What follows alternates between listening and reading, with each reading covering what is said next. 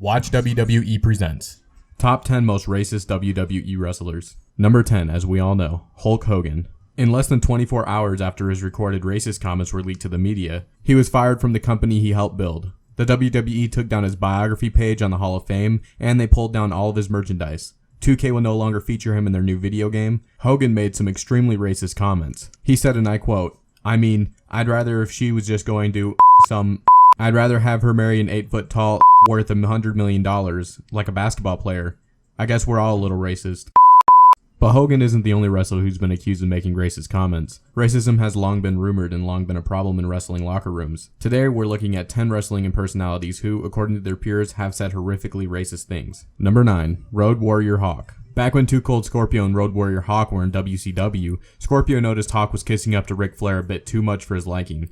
He ribbed Hawk for it, and Hawk responded it by muttering, "You," under his breath. The two men would later come to blows, and Scorpio took to carrying around a shank, just in case he got caught off guard. Number 8. Andre the Giant. The 8th wonder of the world is beloved worldwide, but he also has a history of saying some pretty offensive stuff. One time he called Bad News Brown on a bus ride, and Brown took an exception. He threatened to stop the bus and go at it outside, right there and then. Andre backed down. Andre also targeted Kamala with racial epithets in the Territory days, and they had several physical encounters over it, including an instance where Kamala pulled a gun on the Giant. They eventually became very friendly. It was Andre, in fact, who helped bring the Uganda Giant to the WWE. Number 7. The Rock. Ahmed Johnson recalled a disturbing incident backstage. He saw The Rock talking with members of D-Generation X, and Johnson claimed that The Rock was denying his black heritage. Rock is half black and half Samoan, but he allegedly told DX that his mother slept with a white man, which is how he was conceived. One can only imagine the locker room atmosphere backstage if The Rock felt the need to lie about his ethnic roots. Number 6. The Ultimate Warrior. After retiring from wrestling, Warrior had a second career as a motivational speaker and right-wing nutjob. The college Republicans at the University of Connecticut invited him as a guest speaker, and Warrior spent his time on stage making them regret that decision.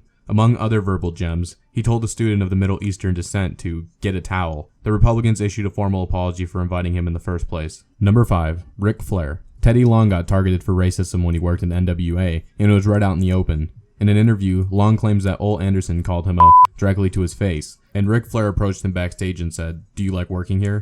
Flair is heavily rumored to replace Hulk Hogan on Tough Enough, but if Long's claim is true, then is Flair really much of an improvement? Number 4. Vince McMahon. Yes, even the boss himself doesn't even know when to keep his mouth shut. Former WWE writer Dan Madigan recalled when Vince approached him and Carlito backstage. The boss had some feedback for Carlito's character. According to Madigan, McMahon said, "Hey, can you spick it up some? You know, spick it up when you talk." Madigan was appalled and uncomfortable and tried playing it off as a joke. Number 3. Triple H. Ricardo Rodriguez supported Del Rio's allegations of widespread racism in the WWE. Rodriguez stated in an interview, "Triple H would call me a bumblebee. I was in Puerto Rico not too long ago and I saw Savio Vega and he used to call him a bumblebee. And then I found out Triple H called Super Crazy a bumblebee." Number 2. Michael Hayes. Hayes' history of racist remarks is well documented. Booker T confirmed that Hayes used the N-word backstage, but laughed it off, saying that Hayes considered himself black, but not everyone felt the same. And when Hayes told Mark Henry, "I'm more of a than you are," the world's strongest man understandably hit the ceiling. Hayes was suspended for 60 days but managed to keep and still keeps his job as a WWE road agent. Number 1. Jessica Havoc. For a hot moment, it seemed like the former TNA Knockout was going to sign with the WWE. But then, her old tweets resurfaced, even though she tried to frantically delete them. Among the things she said, "At KFC right now, channeling my inner and sigh, I hate."